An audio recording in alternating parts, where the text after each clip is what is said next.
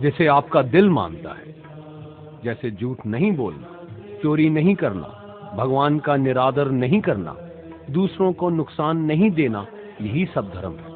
और हर आत्मा को अपने जीवन काल में हर समय धर्म का पालन करना होगा और उसकी रक्षा करनी होगी। दूसरा द्वार अर्थ का है और घोड़ा इसका प्रतीक है।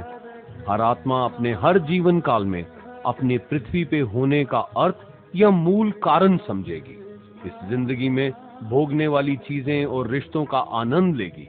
अच्छा बेटा या अच्छी बेटी, अच्छा भाई या अच्छी बहन, अच्छा पति या अच्छी पत्नी बनके हर दुनियावी रिश्ते पर खरी उतरेगी और इस परीक्षा को पास करेगी। तीसरा द्वार काम का है।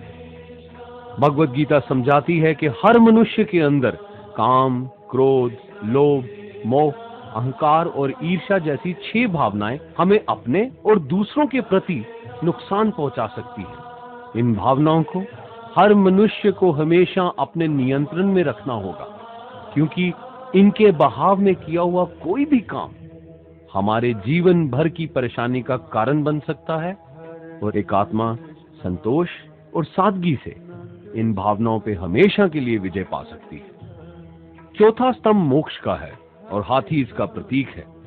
इस परीक्षा रूपी जीवन में हर मनुष्य हर समय कुछ इच्छाएं रखता है। कुछ इच्छाएं एक ही जन्म काल में पूरी हो जाती हैं, पर कुछ अधूरी रह जाती हैं और उनके पूरा होने के लिए आत्मा को वापस पृथ्वी पे आना पड़ता है। भगवत गीता समझाती है कि हमारी इच्छाएं ही मूल कारण हैं हमारे पृथ्वी पे वापस आने का, और अगर हम कोई भी इच्छा ना रखें तो हम इस जीवन और मृत्यु से मुक्त हो सकते हैं। ये द्वार माफी का भी है। जिन्होंने आपके साथ बुरा किया उनको माफ करके और जिनसे आपने बुरा किया उनसे माफी मांग के मुक्ति पाई जा सकती है। जब तक आत्मा इन चारों दरवाजों धर्म, अर्थ, काम और मोक्ष को समझ नहीं लेती, तब तक आत्मा को बार बार इस मनुष्य रूप में आना ही पड़ेगा। परीक्षा का समय खत्म होते ही आत्मा शरीर और अन्य सब वस्तुओं का त्याग कर देती है। जो भी संसार में रहकर बनाया वो अब किसी और का होगा और आत्मा अपने कर्मों के फैसले के लिए चली जाती है। आत्मा के अच्छे बुरे कर्मों का हिसाब होता है।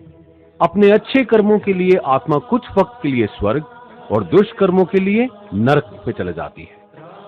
नरक में आत्मा को अपने पापों के अनुकूल सजाएं मिलती हैं, पर सजा खत्म होने के बाद आत्मा को फिर से एक नया शरीर और नया दिमाग मिलता है इस परीक्षा में फिर से बैठने के लिए। और हर परीक्षा में वही सब फिर दोहराया जाएगा, जिंदगी के 4 स्तंभ धर्म, अर्थ, काम और मोक्ष को समझने के लिए। हर जन्म में अपने कई जन्मों के कर्मों के हिसाब से हर आत्मा को कभी अच्छे और कभी बुरे हालातों से जाना पड़ता है। लेकिन जब तक आत्मा परमात्मा के साथ योग को नहीं समझ लेती, वो मुक्ति नहीं पा सकती। भगवत गीता समझाती है कि मनुष्य अपने शरीर, दिमाग या दिल से भगवान को पा सकता है। शरीर द्वारा किए कर्मों के माध्यम से परमात्मा को पाने को कर्म योग कहते हैं। ऐसे कर्म जो परमात्मा की इच्छा से हो और दूसरों के कल्याण के लिए हो।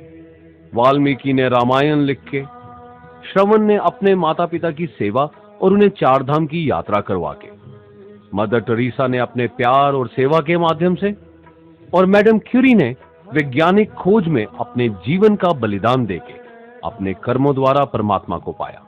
भगवत गीता समझाती है कि एक आत्मा दिमाग से भी परमात्मा के साथ योग लगा सकती है। इसे राजा योग कहते हैं, क्योंकि दिमाग या मस्तिष्क सब इंद्रियों का राजा है। एक मनुष्य अपनी आस्था, सांस प्रणाली, आसन, अभ्यास, साधना और तपस्या से परमात्मा को इस योग के रास्ते पा लेता है। इस योग को समझने के लिए हमें अपने अंदर की एनर्जीज यानी चक्रा और कुंडलिनी को समझना पड़ेगा। आत्मा मस्तिष्क से मेडिटेशन या ध्यान लगा के परमात्मा के साथ योग लगा सकती है। शंकराचार्य, स्वामी परमहंस, स्वामी विवेकानंद और उनके जैसे कई योगी इस योग के रास्ते परमात्मा के साथ संधि लगा पाए। परमात्मा भगवत गीता में कहते हैं कि अगर किसी आत्मा को धर्म ना भी समझ आए, योग ना भी समझ आए, पर अगर वो मेरी शरण में आ जाए तो मैं उसके सारे पाप माफ कर देता हूं। परमात्मा को ऐसी दिल की गहराइयों से पुकार के पाने को भक्ति योग कहते हैं। चैतन्य महाप्रभु, मीराबाई और भगवान हनुमान इस योग के सबसे बड़े उदाहरण हैं। लेकिन कभी आत्मा अपने होने का मूल कारण भूल के धर्म का उल्लंघन करे या पाप के रास्ते पे निकल जाए, तो उसे ठीक करने के लिए परमात्मा खुद किसी रूप में पृथ्वी पे जन्म लेते हैं।